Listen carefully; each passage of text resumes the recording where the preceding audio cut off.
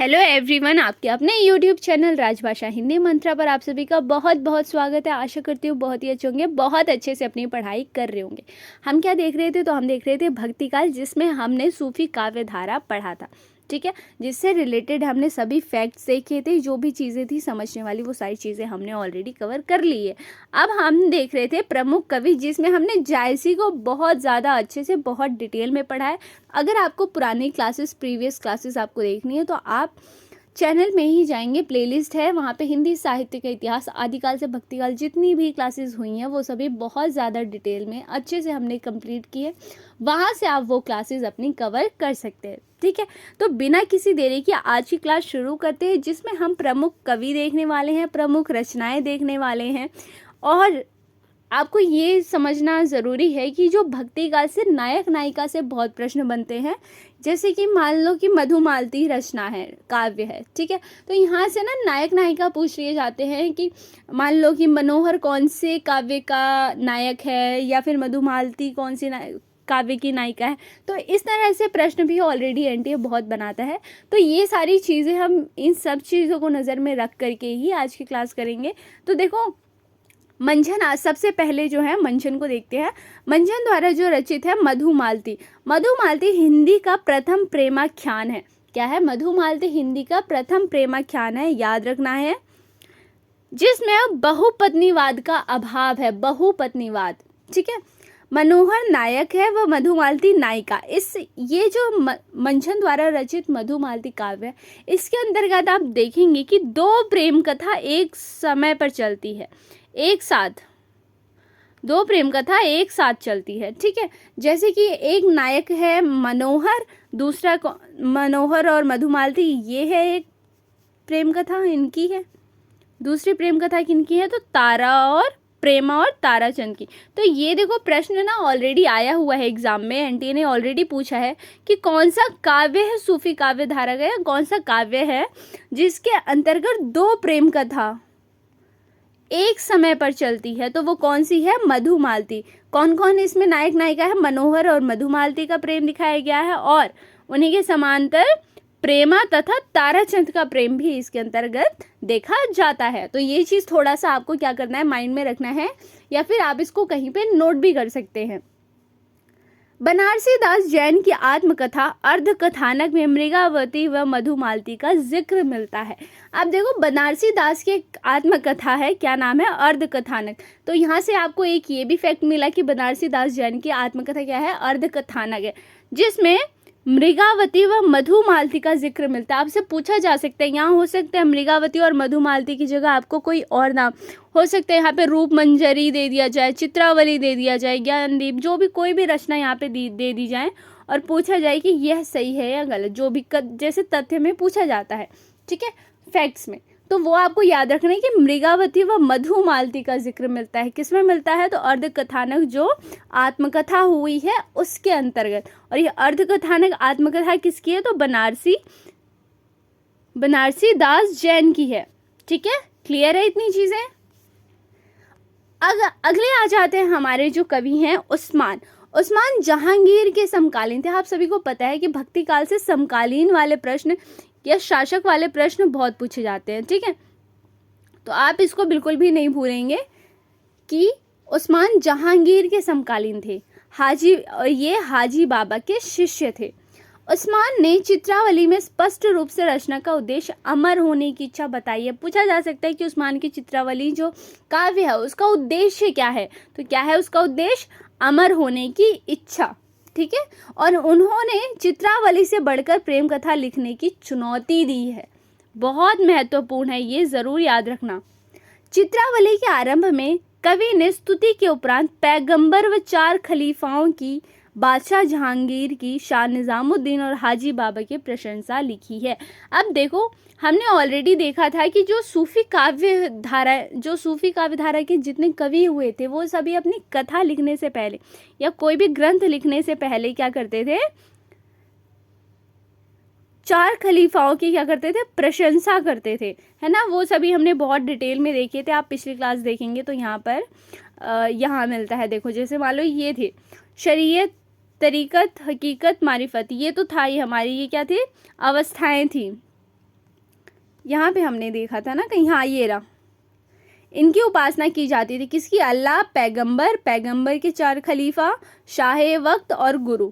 ठीक है, तो ये सारी चीज़ें हमने देखी थी, तो आप वहाँ से इसको कवर कर सकते हैं, क्योंकि इसको अगर मैं अभी समझाने लगूंगी तो काफ़ी टाइम लग जाएगा। आगे बढ़ते हैं।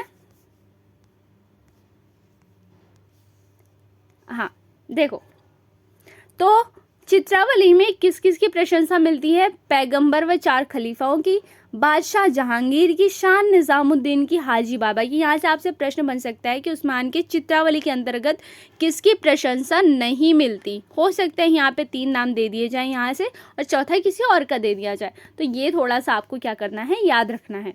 ठीक है, अन्य तथ्य देखो, शुक्ल जी ने सूफी काव्य परंपरा में सूरदास नामक एक पंजाबी कवि को एकमात्र हिंदू कवि माना है। शुक्ल जी क्या मानते हैं? सूफी काव्य धारा के अंतर्गत सिर्फ एक ऐसे कवि हुए जिनको उन्होंने हिंदू माना, जो कि पंजाबी कवि थे। उनका नाम क्या था? सूरदास। ठीक है, तो ये बहुत ज्यादा इंपॉर्टेंट है, ये आपको याद रखना, ये प्रश्न आया हुआ प्रश्न है। जिसने नल दमयंती नामक प्रेम कथा लिखी। सूरदास जो कि एक पंजाबी कवि थे, जिनको एकमात्र हिंदू कवि माना है, किसने? शुक्ल जी ने। उनकी रचना क्या है? नल दमयंती। क्लियर है इतनी चीजें? अष्टछाप कवि नंददास द्वारा रचित रूप मंजरी प्रेम आख्यान काव्य है। अष्टछाप कवि नंददास द्वारा रचित, नंददास की रचना कौन सी है? रूप मंजरी। क्या है? रूप मंजरी। और ये क्या है? प्रेमाख्यानक काव्य है। इसमें रूप मंजरी व कृष्ण के प्रेम का चित्रण है। किसका? रूप मंजरी और कृष्ण के प्रेम का चित्रण है। यहां तक की चीजें क्लियर है? दुख हरन दास ने 1649 में पुहु पावती की रचना की। ये जरूर याद रखना है। पुहु पावती जो रचना है वो 1649 की, वो किसकी है? तो दुख हरन दास की। ठीक है, ढोला मारूरा दुहा जो कि कल्लोल कवि की है। कल्लोल 12, एक मिनट, हाँ यहाँ 12 पता नहीं कैसे लिख गया। चलो, ढोला मारूरा दुहा जो कि किसकी है? कल्लोल कवि द्वारा रचित है, परंतु इसे प्रेमाख्यान रोमांस काव्य श्रेणी में नहीं रखा जाता है। इसको रोमांस काव्य श्रेणी में नहीं रखा जाता, इसको थोड़ा सा आपको याद रखना है। छिताई वार्ता जो कि नारायण दास द्वारा रचित है, का कथानक पद्मावत से प्रभावित है। ये बहुत ज़्यादा इंपॉर्टेंट है, इसको ज़रूर से ज़रूर आपको ये फैक्ट याद रखना है कि छिताई वार्ता जो कि किसकी है? नारायण दास की है, का कथानक पद्मावत से प्रभावित है। किससे प्रभावित है? तो पद्मावत से प्रभावित है। ठीक है, प्रेमाख्यान काव्य में 5 चौपाई के बाद एक दोहा देने की परंपरा मृगावती, मधुमालती, इंद्रावती, सत्यवती कथा चंदायन में है। पूछा जा सकता है कि प्रेमाख्यान काव्य में 5 चौपाई के बाद एक दोहा रखने की जो परंपरा है वो कहाँ से है? तो मृगावती में है, मधुमालती में है, इंद्रावती में है, सत्यवती में और चंदायन में है। माधवनाल कामकंदला आलम द्वारा जो रचित है। माधवनाल जो कामकंदला है वो 3 हम देखने को हमें मिलती है, हम तीनों अभी आगे डिस्कस करेंगे। ठीक है, तो ये आलम वाली की बात हो रही है। में 5 चौपाई के बाद दोहे की स्थान पर सोरठा है। ये सभी क्या है? दोहा, चौपाई, ये सभी छंद हैं। ठीक है, आप छंद ग्रामर में पढ़ेंगे तो वहाँ से आपको ये चीज़ें समझ आएंगी कि माधवनाल कामकंदला जो कि आलम द्वारा रचित है, उसमें 5 चौपाई के बाद दोहे की स्थान पर सोरठा रखने की है। ये पूछा जा सकता है। देखो, समझने की कोशिश करो, जो छंद है उसमें चौपाई, दोहा ये सब देखते हैं हम। ठीक है, तो चौपाई के बाद दोहा रखने की, 5 चौपाई के बाद एक दोहा रखने की परंपरा किस में है? मृगावती में है, मधुमालती में है, इंद्रावती में है, सत्यवती कथा में और चंदायन में है। ठीक है, पर 5 चौपाई के बाद दोहे की जगह पे सोरठा, दोहा की जगह सोरठा, सोरठा क्या है? एक छंद है, दोहा भी एक छंद है। ठीक है, तो दोहे की जगह पे सोरठा रखने की जो परंपरा है वो किसने? आलम के माधवनाल कामकंदला से ही आया है, यानी आलम ने ही ये परंपरा आरंभ की। ठीक है, तो ये थोड़ा सा क्या है, ये इम्पॉर्टेंट फैक्ट है, ये ऑलरेडी पूछा हुआ है। तो इसको थोड़ा सा ध्यान में आप रखेंगे, ठीक है। 7 चौपाई के बाद दोहा देने की परंपरा पद्मावत और चित्रावली में। अब देखो यहाँ 5 चौपाई के बाद दोहा था, यहाँ 5 चौपाई के बाद सोठा है, पर यहाँ 7 चौपाई के बाद दोहा देने की जो परंपरा है वो किस में है, पद्मावती में और चित्रावली में है। मोस्ट इंपॉर्टेंट है ये तीनों ही फैक्ट, बहुत ज़्यादा इंपॉर्टेंट है, इसको ज़रूर समझने की कोशिश करो, याद अपने आप हो जाएगा, ठीक है। अब देखो कुछ देख लेते हैं, प्रमुख प्रेमाख्यान काव्य और उनकी विशेषताएं देख लेते हैं। यहाँ पे क्या है आपको, यहाँ मैंने बुक से ही इस पेज को लगा लिया है ताकि आपको इजी हो। प्रेमाख्यान काव्य है, यहाँ पे कवि है, प्रयुक्त भाषा है, प्रयुक्त छंद है कि कौन से उसमें किसका कौन सा छंद है, ये प्रश्न भी पूछा जाता है, ठीक है। तो सबसे पहले आपकी आ जाती है कौन सी, हंसावली, किसकी है, 1370 की, सन जरूर याद रखेंगे, वर्ष असायद की है, किसकी है, असायद, असायद की हंसावली याद रहेगी रचना, असायद हंसावली। मुल्ला दाऊद की है चंदायन, मुल्ला दाऊद की क्या है, चंदायन। देखो कुछ भी आप ट्रिक बना सकते हैं, आप कैसे भी, बस आपको ये है कि आपको याद होनी चाहिए, ठीक है। तो हंस, हंस असाइद, असाइद हंस याद कर लो, और ये इसकी भाषा क्या है, राजस्थानी, ठीक है। चंदायन मुल्ला दाऊद इजी है, याद हो जाएगा, और इसकी भाषा क्या है, अवधी है, क्या है इसकी भाषा, अवधी है। लखन सेन पद्मावती कथा जो कि 1449 के दामोदर कवि की है, किसकी है, दामोदर कवि की है। लखम सेन दामोदर, लखम सेन दामोदर याद हुआ, दोबारा देखो, हंसावली असाइद, चंदायन मुल्ला दाऊद, लखम सेन दामोदर। क्रम जरूर याद रखना है आपको, यहाँ पे मैं बार बार बताऊंगी कि आप यहाँ पे क्रम जरूर से जरूर, आपको सन याद नहीं हो रहा, वर्ष याद नहीं हो रहा, कोई बात नहीं, क्रम याद रखो, पहले हंसावली आएगी, चंदायन आएगी, फिर लखन सेन पद्मावती कथा आएगी, कौन सी आएगी, लखन सेन पद्मावती कथा, जिस किसकी है, दामोदर कवि द्वारा ये रचित है, ठीक है। इतनी चीजें क्लियर है, आगे बढ़ो, आगे देखो क्या है, सत्यवती कथा, क्या है, सत्यवती कथा। अब सत्यवती कथा किसके द्वारा रचित है, तो ये है ईश्वर दास की रचना है, किसकी है, ईश्वर दास की रचना है। ईश्वर की क्या है, सत्य, कैसे याद कर सकते हो, ईश्वर वही बचते हैं जो सत्य बोलता है, कह सकते हैं इस तरह से, क्या सब कहते हैं ना कि हर मनुष्य में ईश्वर होता है, तो जो सत्य बोलेगा, जो सच का साथ देता है उसके अंदर होता है, ठीक है। इस तरह से आप थोड़ा सा रिलेट करके याद कर सकते हैं। और इसकी भाषा भी क्या है, अवधी है, क्या है, अवधी है। मृगावती किसकी है, कुतुबन, कुतुबन। अब वन, वन से याद कर लो, वन, वन से वन यानी जंगल, मृग, मृग यानी पता ही है, ठीक है। तो मृगावती कुतुबन से याद हो जाएगा। माधवनाल कामकंदला, अब ये माधवनाल कामकंदला ना आपको यहाँ पे 3 रचनाएं दिखती हैं सेम सेम नाम से, पर इनके रचयिता जो इनके या फिर कह लो कवि जो है वो अलग अलग है। माधवनाल कामकंदला एक गणपति की है, तो हो सकता है आपसे क्रम में ना थोड़ा सा इसका माधवनाल कामकंदला का आप सन ज़रूर याद रखें। ये 3 है ये टोटल काव्य, एक है आपके यहाँ पे गणपति का आ जाता है, एक आपका कुशल लाभ का आ जाता है, किसका, कुशल लाभ का आ जाएगा, फिर एक आपकी आ जाती है, किसकी आ जाती है, आलम की आ जाती है, जो कि बहुत महत्वपूर्ण है, ठीक है। तो ये तीनों का आपको क्या करना है, वर्ष ज़रूर याद रखना है। तो वर्ष हम कामकंदला के, माधवनाल कामकंदला का एक अलग से याद कर लेंगे, ठीक है। अभी सिर्फ आप इतना याद रखो, क्रम में इसको याद रखो, गणपति की है, किसकी है, माधव गणपति, माधव गणपति, मृग कुतुबन, सत्य ईश्वर, ठीक है। और ये माधवनाल कामकंदला जो है ये राजस्थानी इसकी भाषा है, क्या है इसकी भाषा, राजस्थानी, और सिर्फ दोहा छंद इसमें मिलता है। पद्मावत, अगली क्या है, पद्मावत जो कि जायसीकृत है, जो कि बहुत ज़्यादा महत्वपूर्ण है। फिर आ जाएगी मधुमालती मंझन, पद्मावत जायसी, मधुमालती मंझन, मधुमालती मंझन, पद्मावत जायसी। एक बार दोबारा देखेंगे, कहाँ से देखेंगे, शुरू से देखेंगे। हंसावली असाइद, हंस असाइद, चंदायन मुल्ला दाऊद, लखन सेन पद्मावती दामोदर कवि, याद हो गया। अगला देखो, सत्य ईश्वर, हाँ सॉरी, चलो ठीक है, सत्यवती ईश्वरदास,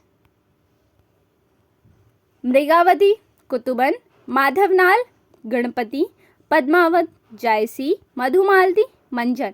अवधि में है सारी, केवल गणपति की कौन सी भाषा में है? गणपति की जो रचना है, काव्य है माधवनाल कामकंदला, जो राजस्थानी में है। और इन सभी का देखो छंद कौन से? दोहा चौपाई, दोहा चौपाई, दोहा चौपाई। सिर्फ जो दोहा है वो सिर्फ माधवनाल कामकंदला में है। ठीक है, यहाँ तक याद हो गया। आगे देखो क्या है, आगे आपका आ जाता है माधवनाल कामकंदला कुशल लब की। किसकी है ये? कुशल लब की, जो कि राजस्थानी में ये भी है। वाली भी राजस्थानी में थी ना, और ये भी राजस्थानी में है।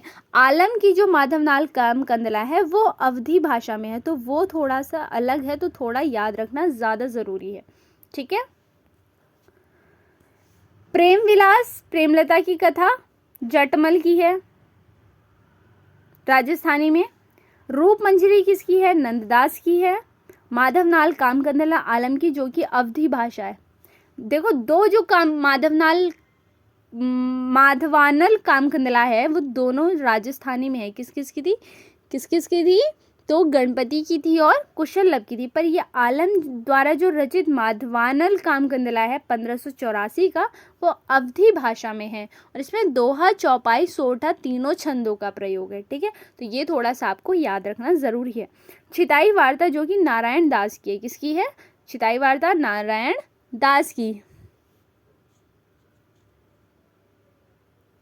ठीक है, अब आ जाएगा आपका क्या? चित्रावली, जो कि उस्मान द्वारा रचित है। चित्र उस्मान कैसे याद कर सकते हैं? मन से हम क्या बनाएंगे? चित्र बनाएंगे, मन से चित्र बनाएंगे, और ये अवधि में है। ठीक है।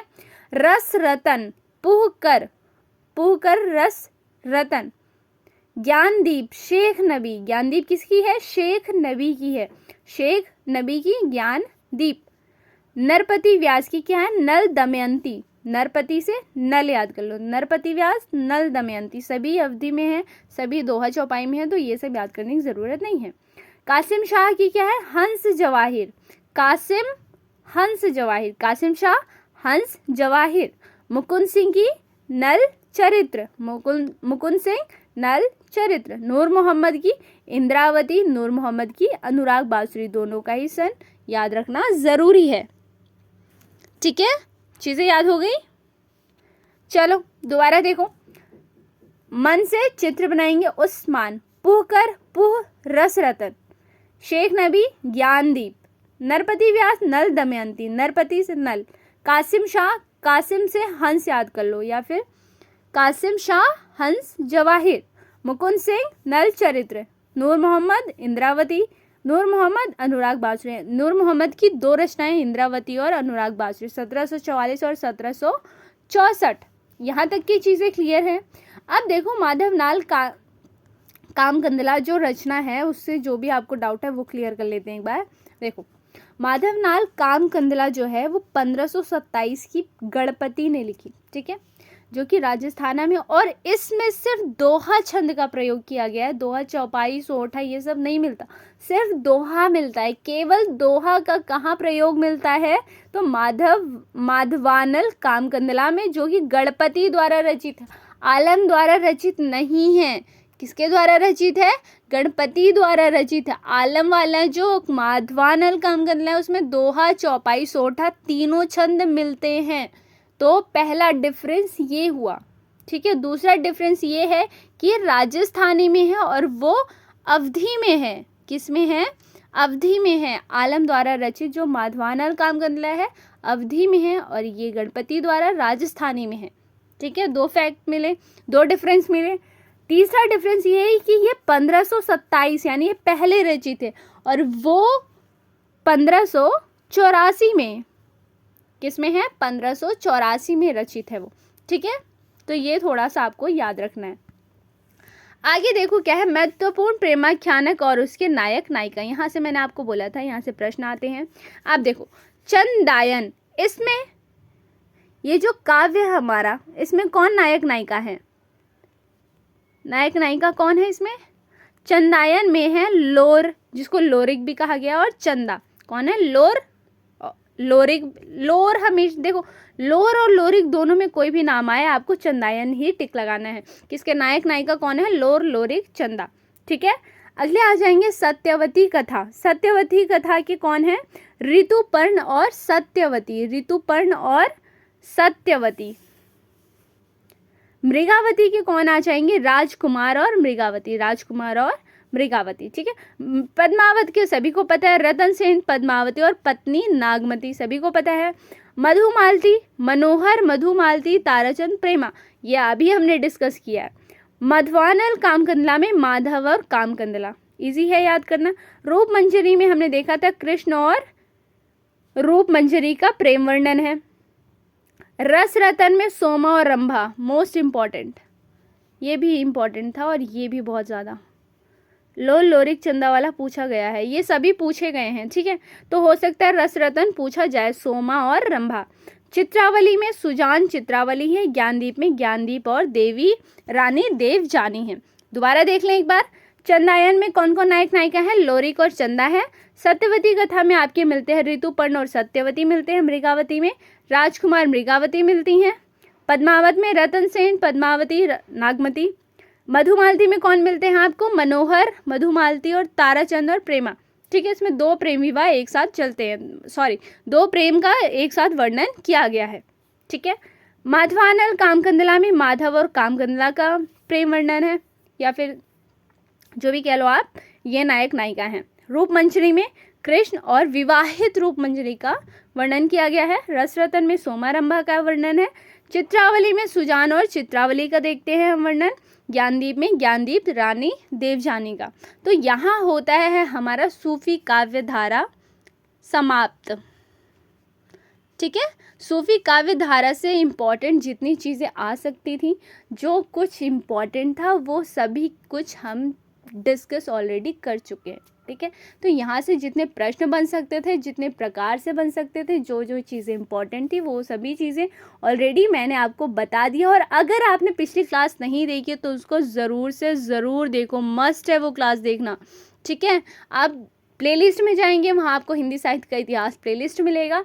आदिकाल से भक्ति काल तक जितनी क्लासेस हमने की हैं वो सभी बहुत इजी वे में मैंने आपको कोशिश किया है कि सभी हर जगह से जितने इंपॉर्टेंट फैक्ट्स हैं, जो आ सकते हैं प्रश्न, जो आए हुए हैं, वो सभी चीज़ें मैंने साथ साथ बताते हुए चला है कि हाँ ये प्रश्न आया हुआ है, इस तरह से बन सकता है, यहाँ से आपको ये चीज़ें याद रखनी। तो वो क्लास ज़रूर से ज़रूर देखिए ताकि आपको चीज़ें ईजी वे में याद हो जाएं। ठीक है, तो मिलते हैं नेक्स्ट क्लास में, जिसमें हम क्या देखेंगे, अब हम बढ़ेंगे सगुण धारा की ओर। अभी हमने निर्गुण कर लिए हैं, अब सगुण धारा में राम भक्ति शाखा की ओर बढ़ेंगे नेक्स्ट क्लास में। तब तक के लिए thank you so much for watching. अगर आपको क्लास अच्छी लगी हो, थोड़ी भी हेल्पफुल लगी हो, थोड़े भी एफर्ट्स दिखे हो, तो प्लीज़ क्लास को लाइक करना, वीडियो को लाइक करना, शेयर ज़रूर करना, और चैनल पर नए हो तो चैनल को सब्सक्राइब कर लीजिए ताकि आपको जो भी क्लासेस हो, जो भी अपडेट्स हो, टाइम टू टाइम मिलती रहे। मिलते हैं नेक्स्ट क्लास में, तब तक के लिए thank you so much for watching. Bye bye.